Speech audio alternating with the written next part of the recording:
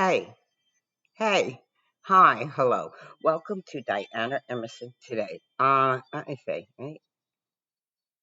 Let's get beautified. Okay. Well, today I am going to be listening to my shows. Um, I did the dishes. I have to empty the dishwasher. This is how my day goes.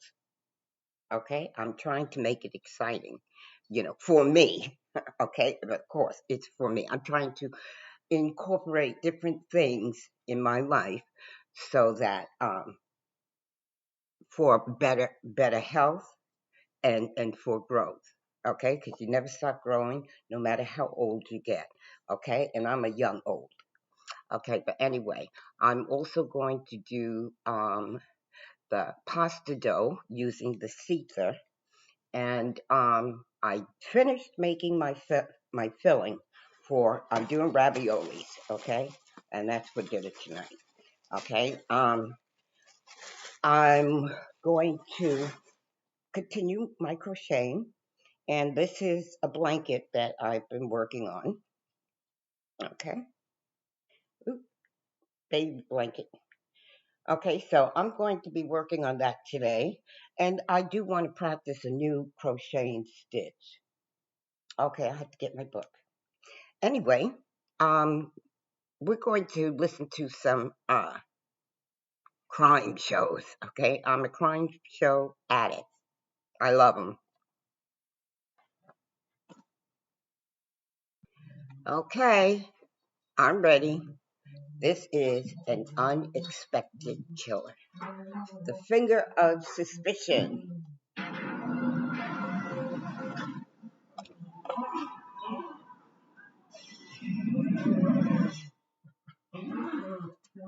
An all-American woman. She was a beautiful young gal, and she had a great personality. She was amazing. She was so kind and so caring. She was my sister. She was my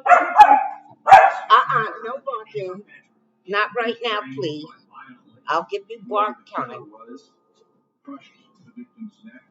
Police hunt for the culprit. I had in my mind at the end of the crime, we were convinced that he was our guy. Even from suspects slips from their grasp. And you get it? Did you really get away with it? 10 days later, police and forensic science reignite the investigation. We're not giving up on the case. It's their smoking gun. We gotta find it. I figured that if this case could be solved, it can be solved now. New evidence leads to a killer no one saw coming. It was shocking, it was unexpected, but guess what? We have a new suspect. I was stunned. I was like, really?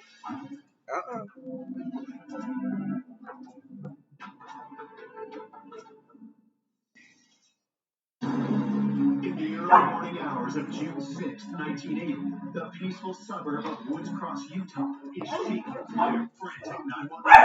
Hey, she's sleeping. I'm playing quietly.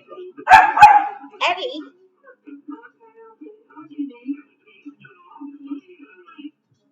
Woods Cross had never had a homicide.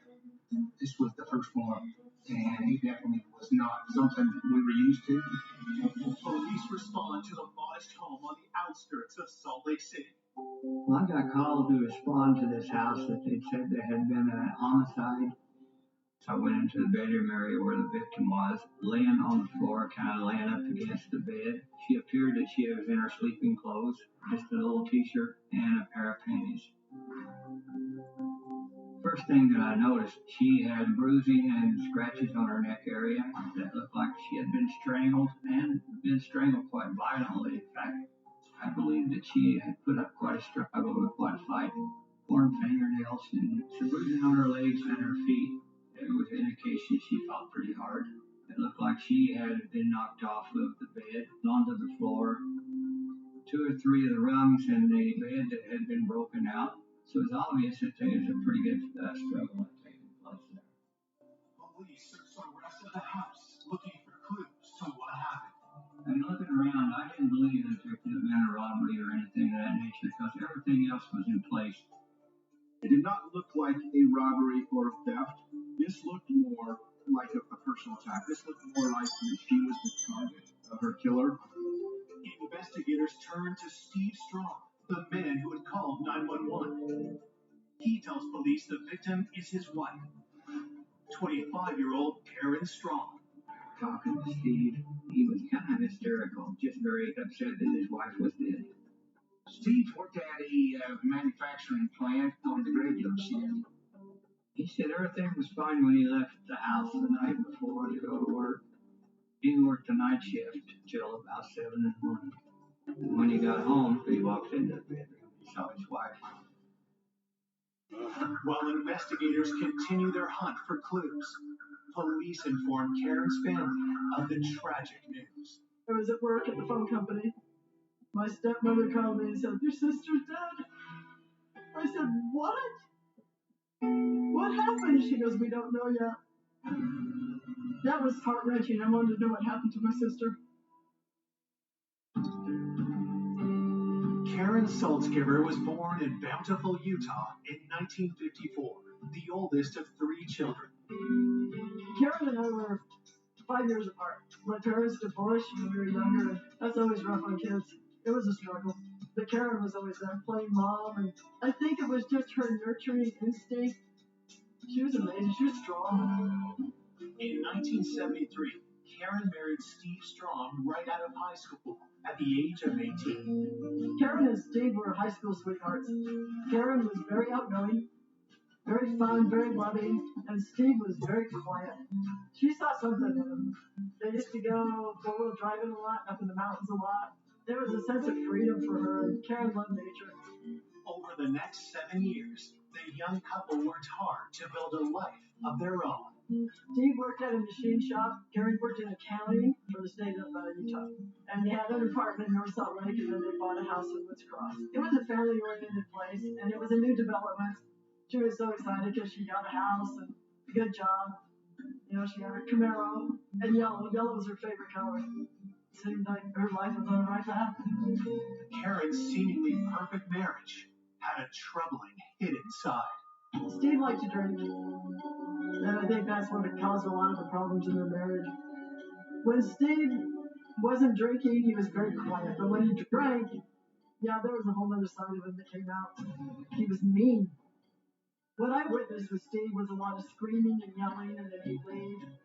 Mostly, what I witnessed with Steve and my sister was the aftermath. She had bruises, and Karen got good at hiding the bruises with makeup, but it's like, you can see them. You know, to me, I didn't understand. Karen defended Steve all the time. He's just going through a bad time. Things are rough. You know, he'll get over it. It's okay. But 3 months prior to Karen's murder, something changed between her and Steve. Karen finally had enough. Told Steve she wanted a divorce. And I thought, yes. I just wanted the best for her because she wanted that for me. But before Karen can move on, her life is brutally cut short. My world had just fallen apart. My world was crushed. She was my everything. She was my sister, my protector. She was my best friend. As Coco struggles to come to grips with Karen's death. Back at the crime scene, police continue their search for clues to who may have attacked Karen during the night. There was no indication that anybody had broke into the house. The next door neighbor said that she had heard nothing. Steve had calmed down by that time. He said that he had found the doors locked, and when he got home, he used his key and went into the house. As Steve is being questioned, Coco arrives looking for answers. The police didn't give me any details on exactly what happened. They did say that she had been strangled.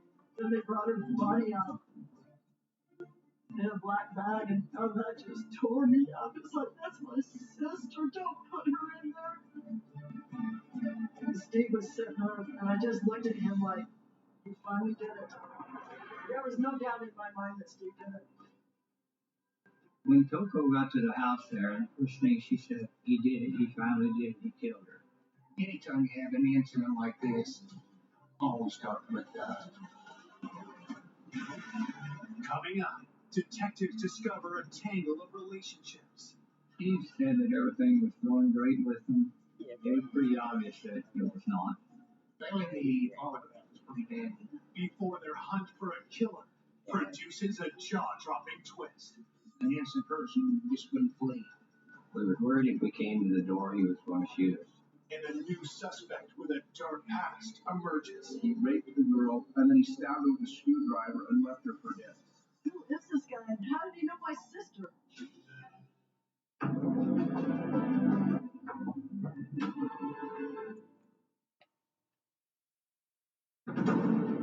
Police in Woods Cross, Utah are investigating the murder of 25-year-old Karen Strong. Her sister, Coco, has told police she suspects Karen's husband, Steve Strong, is the one that killed her. Coco had been really close with Karen, and I talked a lot, and she had expressed that Steve was a heavy drinker, and when he got drunk or he'd been drinking, he got mean, he got abusive.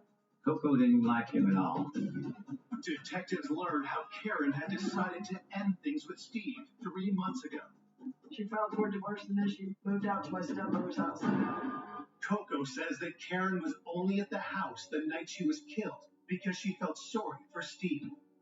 It was his birthday and their anniversary. Steve had called her and said, "Can you come out? We'll just have dinner together." And she did, because of her kind heart. Coco believed that their relationship was over, although Karen did agree to come back and just kind of stay with him for a couple of days. Recently separated from Steve, Karen had a new suitor named Bob. Karen told me a little about Bub, that she met this guy that was really different and he treated her really kind. And I don't know if she thought it would go anywhere, but I know it meant the world to her. He showed her that she could be treated decent and that she deserved it. Coco said that Steve was also a very jealous person, and in her mind she was sure that he had killed her. I said, "How could it be anybody else? It was Steve."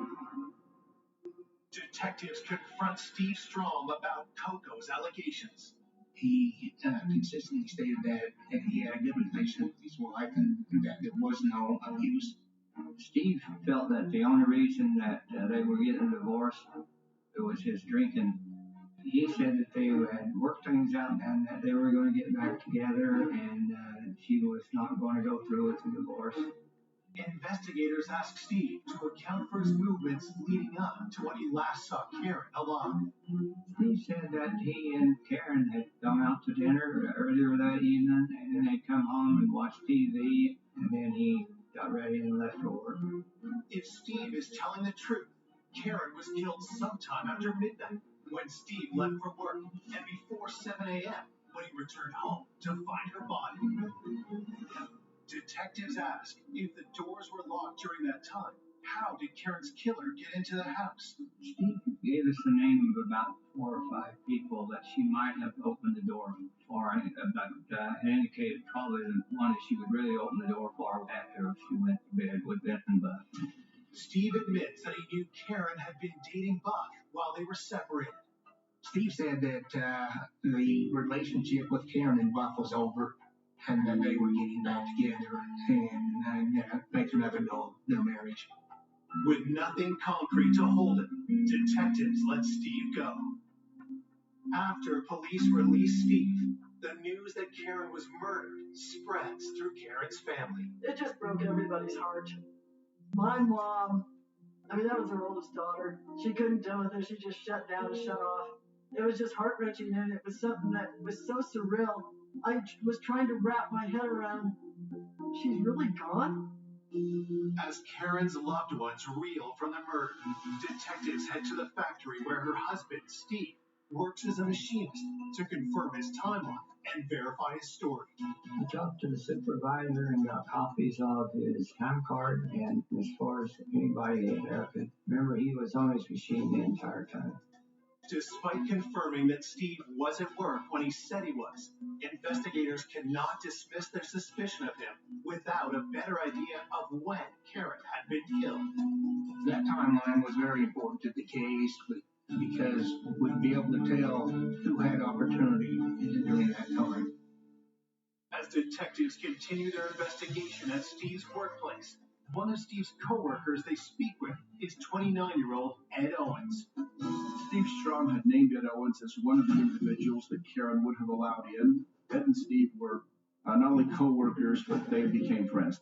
They socialized together, socialized with their spouses. Both of them liked to drink, and so they oftentimes did it together. There was an incident where Steve would end up so intoxicated that Ed and Karen had to take Steve home and carry him into the house and put him to bed. Ed tells detectives that he was working the shift before Steve arrived that night, but had left the plant for his meal break around 8 p.m. And it said that he had left work and had gone to the local bar to get his lunch, and he started drinking with some friends till they closed the bar, and then went out in the parking lot and continued drinking. Ed came back to the plant about 4:30 in the morning. He was obviously intoxicated. Steve had actually offered Ed a ride home, but Ed refused and drove home intoxicated. As investigators talk to Ed, something about his appearance draws their attention. I did notice that he had some scratches on his arm and close to his eye on the nose. Detectives question Ed about the scratches. Could he have been scratched while he attacked Karen? He explained those as he worked on the lathe and there was the shavings. He was always kind of getting scratches or cuts on his thing. Talked to the supervisor at his work, and he indicated that happens quite frequently. Just to be sure, detectives asked Ed's co-workers to confirm he was drinking with them the night of the murder. I interviewed the people he was hanging out with, and they all stated he was there, and he didn't have any motive as far as I could determine. With Ed's alibi confirmed, investigators turned their attention to the other man in Karen's love life, her boyfriend, Buck. Did he have motive for murder? Steve Strong told the police they were reconciling. So then we have to begin to question Karen's termination of that relationship with Buff. If they were going to get back together, Buff would have been upset about that. His attitude might have been, he couldn't have her nobody else. That happens a lot, right?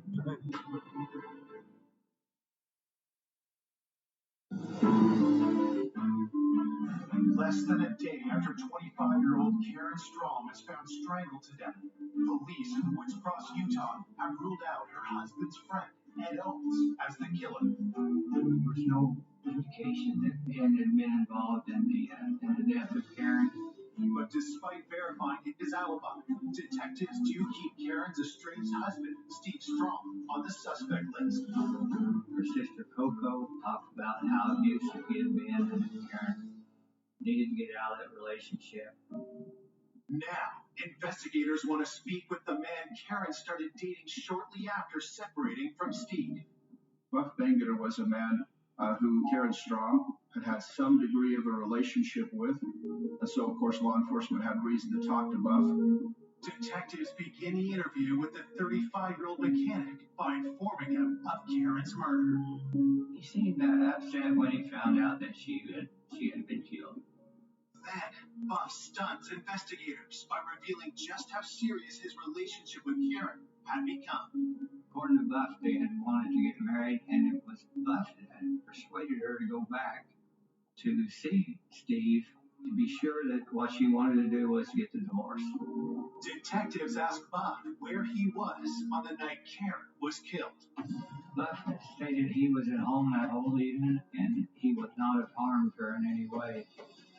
And he also made the comments that he thought it was Steve. According to Buff, it was pretty obvious that he was very angry about Buff's relationship with Karen.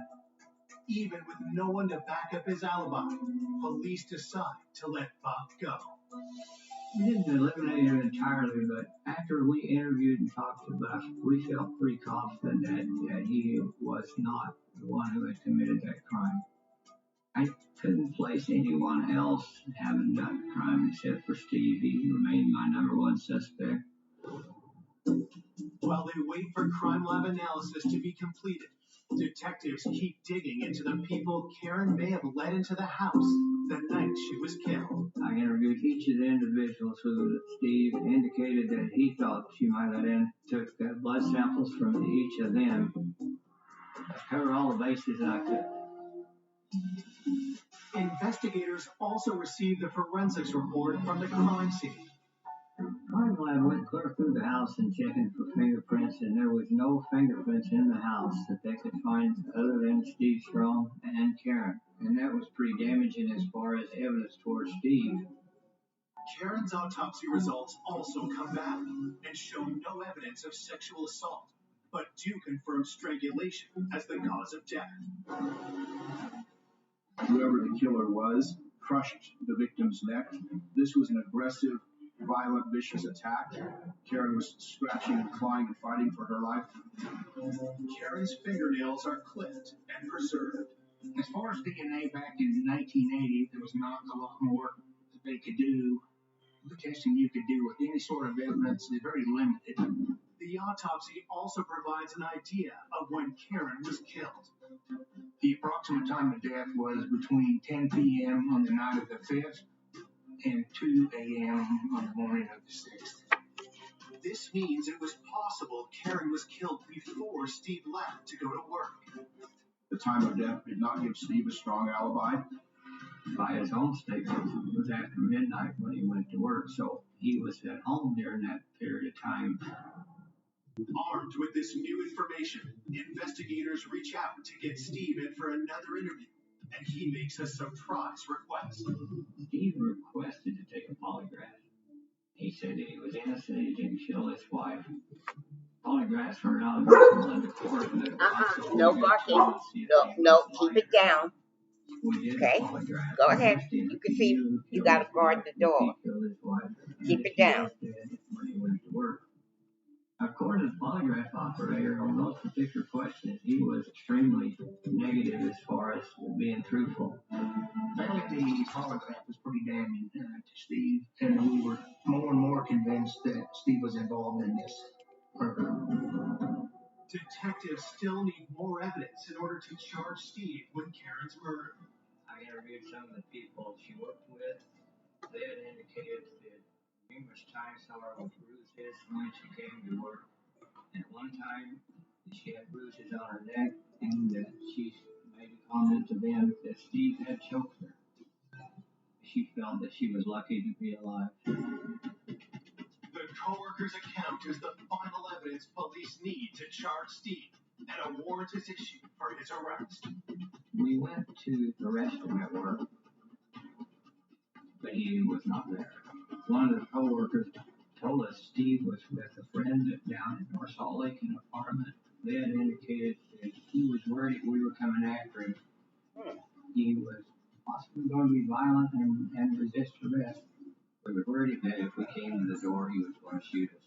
Police proceed to the apartment address with caution and establish a safety perimeter around the building. We knew he had guns, that he might be violent.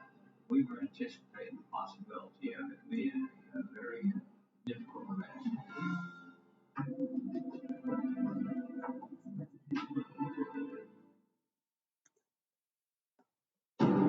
Police investigating the murder of Karen Strong are preparing to arrest their main suspect, her estranged husband, Steve. He had been known to have a weapon. It was a .357 Magnum. We was told that Steve had also made a comment to one of his co-workers that if the police Found could it get him from my mechanical pen. Having that information made us feel very nervous about approaching him. Police maintain their distance, fearful of a violent confrontation. There was a SWAT team that was organized that had surrounded the apartment. After several phone calls into the apartment, Steve wasn't cooperating. Steve refuses to answer police phone calls. 3 hours tick by without a resolution before Steve finally answers. Finally, he was convinced to come out peacefully. 2 months after his wife was killed, Steve is finally arrested for Karen's murder. The news quickly spreads to her loved ones. The whole family, when they found out Steve was arrested, kind of breathed a sigh of relief. Good. You know, it was one step closer to being over. After 2 months of investigation, prosecutors believe they have enough evidence to convict Steve of killing his 25-year-old wife. There was significant pieces of evidence that pointed at Steve Strong circumstantially. It appeared that he had opportunity, didn't have a good alibi. He had motivation, potentially jealousy. He had history of domestic violence, particularly when Steve would drink. You had the incident where the coworker saw Karen with strangulation marks on her neck, and Karen had told her it was Steve Strong that did it. So that was a significant component to the case. Put all the pieces of the puzzle together, and it did look like they got a reasonable likelihood of conviction. Steve is held on remand for 6 months as prosecutors prepare their case. But just before the trial is set to begin, Steve's defense attorney asked the judge to exclude the testimony from Karen's coworker about Steve strangling Karen. The defense said the coworker didn't actually see it. The coworker is only reporting what Karen told her in what's known as double hearsay. And the judge made an evidentiary ruling that disallowed prosecutors from using that evidence or information at trial. That was kind of a shocker to me because that was one of our key pieces of evidence. The interviews where people had seen the bruises, she had told them who gave her the bruises. Unfortunately, all of that comes out to be hearsay evidence and was not going to be admissible to court. Without an eyewitness to abuse, prosecutors have a hole in their case against Steve. Without that information, they don't have enough evidence to persuade a jury beyond a reasonable doubt that he killed Karen. And if they go forward and lose, Steve Strong is a double jeopardy, could never be prosecuted again for Karen's murder. Prosecutors made the difficult decision to drop the charges and let Steve walk free. When I found out the charges wouldn't hold, my heart just sank. It's like, what? Why is this happening? Show me why this is happening, because I can't wrap myself around this. I just didn't understand why they didn't have the evidence. Coco was very upset that we had released him, and so was I. But most of the evidence that we had against him was circumstantial evidence. We didn't have any hard evidence towards Steve. For the next 4 months, detectives continue digging, trying to find the evidence they need to close the case. I did a lot of running around during that time, interviewing people, and tried to find more evidence. However, most of the stuff we were getting was still hearsay. By the time the 1-year anniversary of Karen's murder comes, little hope remains. I felt that I had done everything that I could. My main thing at the time was making sure that I preserved all the evidence we had collected, so if something did come up later, we would be able to use it. In the summer of 1981, the hunt for Karen's killer goes cold. A year went by, another year went by, and I call anything, do you have anything new? Nothing, Coco, nothing, and it's like, did he really get away with it?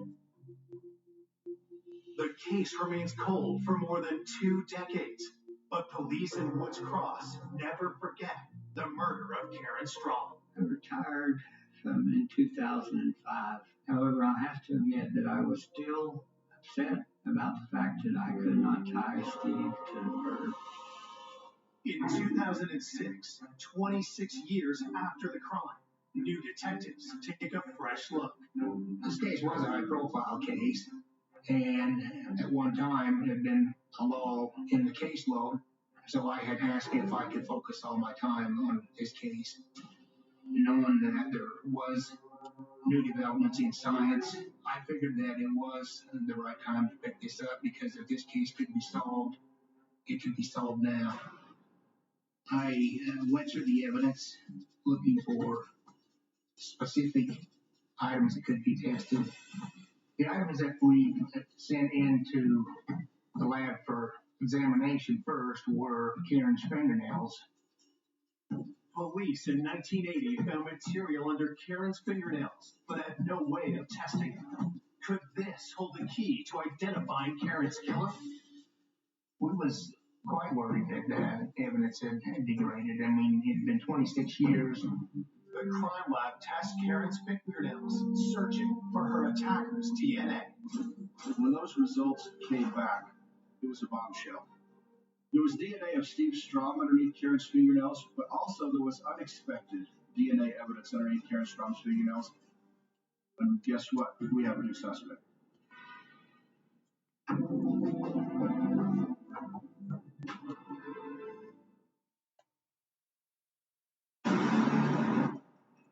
Investigators who have reopened the cold case murder of Karen Strong have just received their first clue in more than 25 years.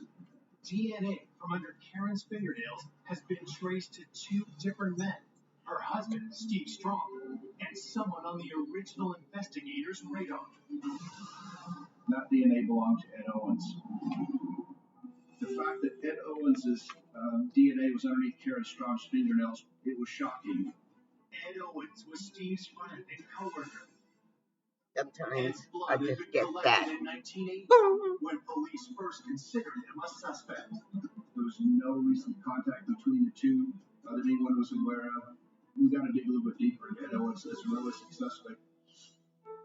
The presence of Ed and Steve's DNA is evidence to investigators the men had contact with Karen. But is it a sign that one or both had killed her? In search of answers, detectives tracked down the now 56-year-old Owens. Ed and his wife were currently living in Falls Church, Virginia. Initially, when I was talking with Ed, he started asking me questions as far as who the suspect was and any new developments in the case. I was suspicious when talking to Ed because of the questions that he was asking me. I wanted him to come into Woods Cross and meet with me and discuss this matter face to face. Ed Owens agrees to come back to speak with investigators the following week. Detectives also reach out to the now 53-year-old Steve Strong. Steve had moved to Henderson, Nevada. I contacted Steve and asked him if he would come up from Henderson and meet with me and go over his statement that he gave back in 1980. He wasn't at all that cooperative. He said that for years he's been telling the authorities that he didn't do it, and he believed that we was still after him. For prosecutors, Steve's DNA under Karen's fingernails does not, in fact, strengthen the case against him. It was not new to learn he was with Karen on the night that she had been murdered. We're now looking at this from what can the science show us? Who can we show did what based upon this evidence?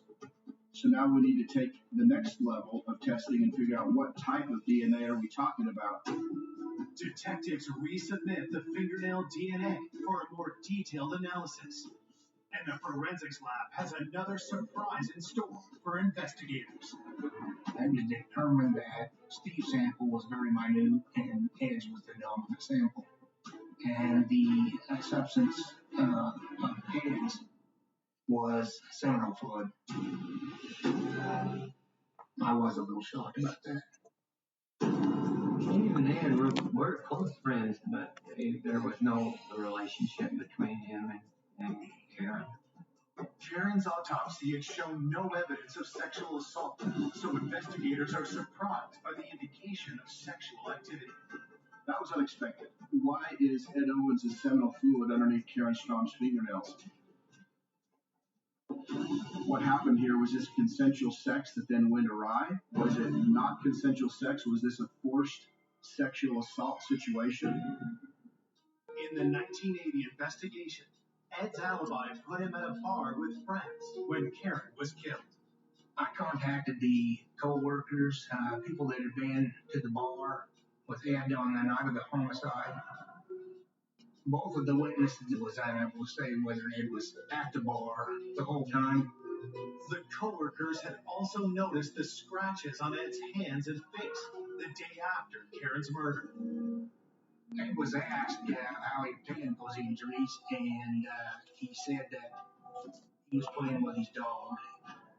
Strikingly, that statement contradicts the one Ed gave to detectives 26 years prior. Ed said that those scratches were obtained by working on a lathe machine. This was raising some red flags as far as Ed's involvement in this matter. Detectives are eager to talk to Ed themselves, but he fails to arrive for a scheduled interview. Ed just mysteriously turned up missing 2 days after he had spoken with me. Left a note for his wife. It was a goodbye note. Well, after hearing this, I subpoenaed some banking records of Ed's, And through those records, we determined that he crossed the border into Mexico. An innocent person who just would up and leave his family and flee. Detectives get another surprise when they dig deeper into Ed's background. Back in 1980, the investigators ran a background check on Ed Owens in Utah. I, however, ran the national database on Ed Owens and found that Ed had been arrested in California in 1973 and charged with attempted murder. A man raped a girl on the beach, strangled her, and then he stabbed her with a screwdriver and left her for dead. Ed Owens is charged and arrested, did go to trial, but Ed Owens' mother gave him an alibi. So the jury did not convict Ed Owens. Even though Ed hadn't been convicted, pieces of the puzzle just start to fall into place. We believe Ed's the killer. An arrest warrant is issued for Ed Owens for the murder of Karen Strong. When Sergeant Benson called me and said, "Coco, are you sitting down?" He goes, "Do you know who Ed Owens is?" I said, "I've never heard of him." Then he said, "Coco, that's who killed your sister." I'm shocked. All these years thinking of Steve, I was stunned. I was like, really? It was like starting all over again from scratch. Who's Ed Owens and how did he know my sister? It was kind of a shocker to me because I was totally convinced that it was Steve. With Ed Owens in Mexico, investigators strategize how to get him back to face justice. I made contact with Ed's mother, advised her that I had a warrant of arrest for him and that he could either come in voluntarily to meet with me or his picture would be on the 5 o'clock news. And then, interestingly enough, Ed Owens then shows up. He came back to Utah, came walking in the door. I was surprised that Ed actually showed up to the office. I believe that he was trying to put on this persona for his family of what type of a person he was. At that time, I took him to an interview room and attempted to get a statement from Ed. However, he lawyered up and didn't want to make a statement. On March 14, 2007, after 2.5 decades, Ed Owens is arrested and charged with the murder of Karen Strong. Our case is looking pretty good to us at this point in time. We've got science now backing us up. We've decimated his alibi. We've got the evidence of flight. So a lot of things were stacking up in favor of a conviction. But then, 3 weeks before the trial, prosecutors are thrown another curveball when they learn of Ed's defense. The defense's contention was going to be that Karen was having an affair with Ed. Steve became jealous and enraged about it. Steve went home and killed her. The defense attorney was claiming that seminal fluid of Ed's only shows that he had had an affair with Karen, not that he'd actually killed her. It's a jolt, and we were kind of blown away. Ed had never, ever come forward with that story before. This was something new, so it opened up a new can of worms. Prosecutors know his defense could be enough to raise reasonable doubt to a jury, especially since Steve had originally been charged with Karen's murder. But how could they disprove the defense's claims? Is there a smoking gun with this case? We got to find it. We now need to regroup. So again, like they did back in 1980, we dismissed the case without prejudice as we're getting close to trial. That was not an easy decision to make, but we knew it was the right thing to do. We were confident we had the right guy, but at that point in time, we weren't confident we had a case where we were going to be able to secure a conviction. So Ed Owens walked away, a free man. That was a tough pill to swallow because we knew he wasn't innocent. Can we prove it? When the case got dismissed, it was very frustrating. When Ed walked out, I was ticked off to say the least. However, this wasn't the end for us. We were even more determined that we were going to bring him to justice.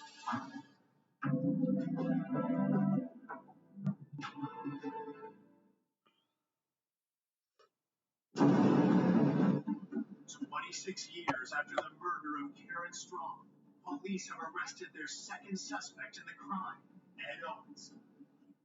But prosecutors are forced to drop charges against Ed, leaving Karen's family desperate for justice.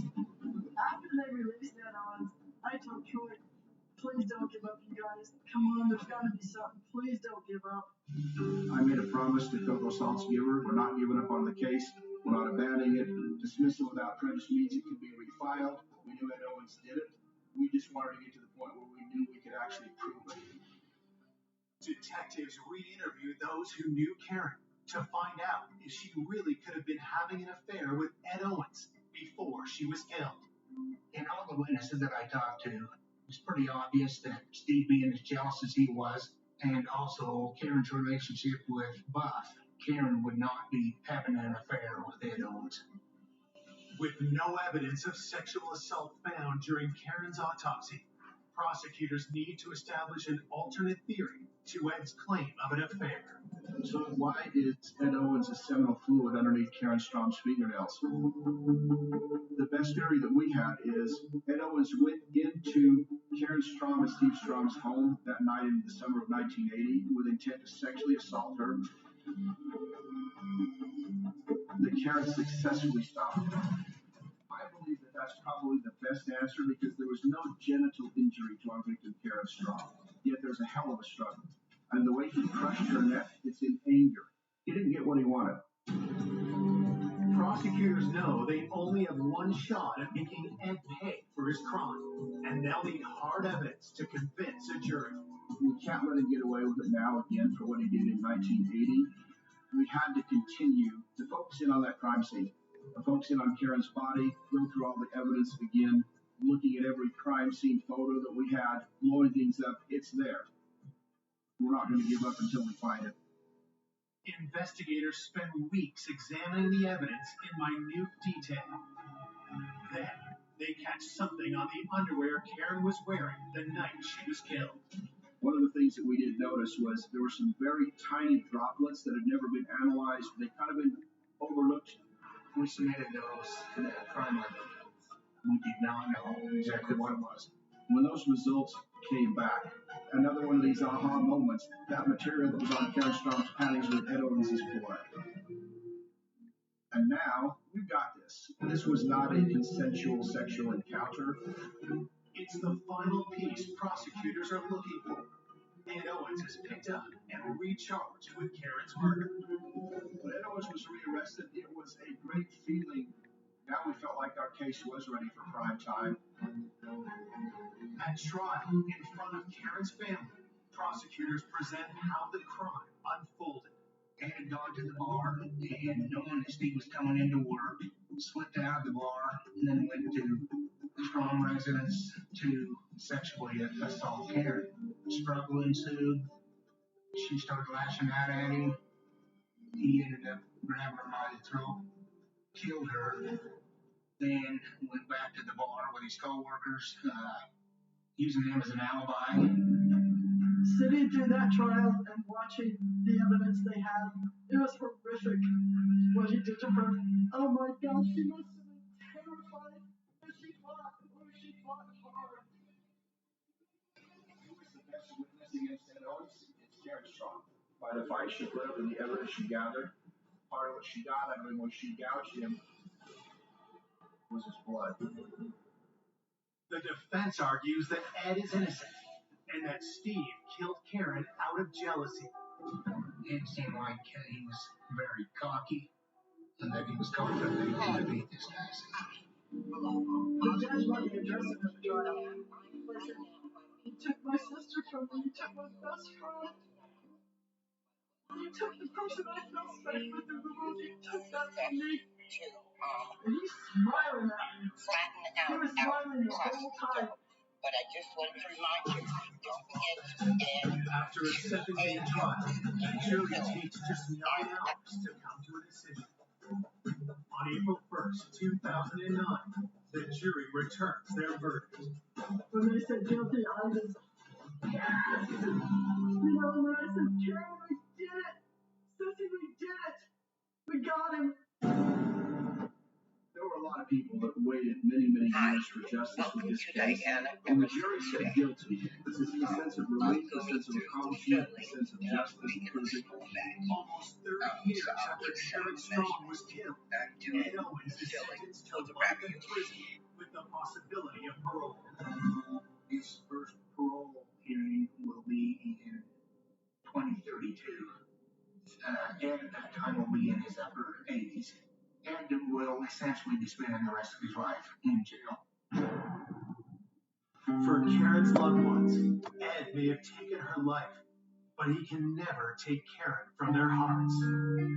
I think of Karen all the time. I have a picture of her on my bookshelf, and I know her energy is still there. I can feel it. She was just so kind and so caring. She was a beautiful person, a beautiful soul. You can never be the same again when somebody's ripped out of your life like that. And you have that hole. You can't heal from something like this. It is possible. But you fill that hole with life. And I do hope you live a good life for her too.